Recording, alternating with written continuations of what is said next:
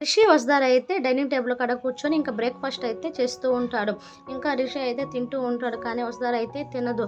ఇంకా రిషి ఏంటి వసుధార ఏం తినకుండా అలాగే కూర్చున్నావు ఏంటి, తిను వసుధార అని అంటాడు.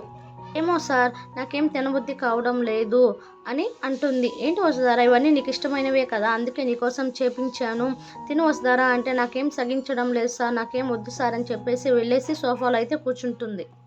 రిషి అయితే ఆలోచిస్తాడు ఏంటి ఈ పొగరు ఏం తినకుండా కూర్చుంది అని చెప్పేసి. ఇంకా రిషి అయితే బయటకు వెళ్ళేసి ఇంకా 2 పుల్లటి మామిడికాయలు అయితే తెచ్చి దాన్ని ముక్కలు ముక్కలుగా చేసి ఇంకా ప్లేట్లో పెట్టి దానికి ఉప్పు కారం బాగా దండించి ఇంకా వసుధార దగ్గరికి వెళ్ళి వసుధార చేతిలో అయితే పెడతాడు. ఇంకా అది చూడగానే వసుధార ఆనందానికి అయితే అవధులు అయితే ఉండవు. వా పుల్లటి మామిడికాయలా సార్ అని చెప్పేసి ఇంకా వసుధార అయితే గబగబా తింటూ ఉంటుంది. సార్ చాలా బాగున్నాయి సార్ అని తింటూ ఉంటుంది. ఇంకా వసుధార అయినా సార్ మన ఇంట్లో మామిడికాయ చెట్టు లేదు కదా, ఇప్పటికిప్పుడు మామిడికాయలు ఎక్కడ దొరికాయి సార్ అని అంటుంది. అదే వస్తారా మన పక్కింట్లో మామిడికాయ చెట్టు ఉంది కదా, ఆ చెట్టు నుంచి 2 కాయలు దొంగతనంగా కోసుకొని వచ్చాలే అని అంటాడు. ఏంటి సార్ మీరు కాలేజీ ఎండి ఉండి మామిడికాయలు దొంగతనంగా కోస్తారా, తప్పు కదా అని అంటుంది. ఏం చేద్దాం పెళ్ళాం అడిగితే కొండ మీద కోతిని కూడా తేవాలి, పక్కింట్లో మామిడికాయలు తేవడం పెద్ద కష్టమేం కాదులే వస్తారా అని అంటాడు. ఇంకా ఆ మాటలకి వస్తారైతే నవ్వుకుంటూ ఉంటుంది. అయితే మామిడికాయ ముక్కలు చకచక తినేస్తూ ఉంటుంది. ఇంకా రిషి ఒక దెబ్బ తీసుకొని ఇంకా నోట్లో అయితే పెట్టుకుంటాడు. చాలా అంటే చాలా పుల్లగా ఉండేసరికి ఊసేస్తాడు. ఏంటి వస్తారా ఇంత పుల్లగా ఉన్నాయి ఎలా తినగలుగుతున్నావు అని అడుగుతాడు. సార్ మీరు కూడా కడుపుతూ ఉంటే తెలుస్తుందిలే సార్ అని అంటుంది. ఇంకా రిషి అయితే అమ్మో బాబోయ్ ఈ పుల్ల మామిడికాయల కోసం నేనేం కడుపుతూ ఉండాల్సిన అవసరం లేదులే వస్తారా అని ఇంకా రిషి అయితే నవ్వుకుంటూ ఉంటాడు.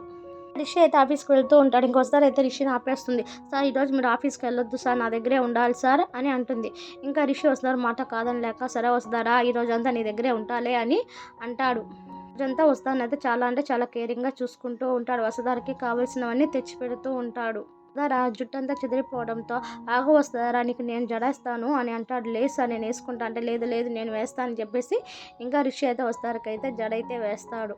వసుధారని తీసుకోబోయి ఇంకా అద్దం కాడ నిలబడి చూడు వస్తారా ఎంత అందంగా ఉన్నావో అని అంటాడు.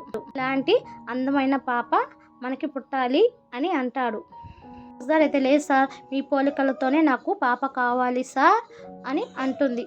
ఇది వస్తారా నీ పోలికలు వస్తేనే పాప చాలా అందంగా ఉంటుంది అని అంటాడు. అన్న తక్కువ సార్ మీరు జెంటిల్మ్యాను హ్యాండ్సమ్ అని అంటుంది. అనుకో నేను హ్యాండ్సమ్ హీరోనే, ఆ రోజుల్లో అమ్మాయిలందరూ నా చుట్టూ తిరిగేవారులే అని అంటాడు. ఇంకా వసుధార అయితే ఒక చూపు అయితే చూస్తుంది. అంటే వసుధార వాళ్ళు చూశారు కానీ నేను ఎప్పుడైనా వాళ్ళ వంక చూశానా నిన్ను తప్ప అని అంటాడు.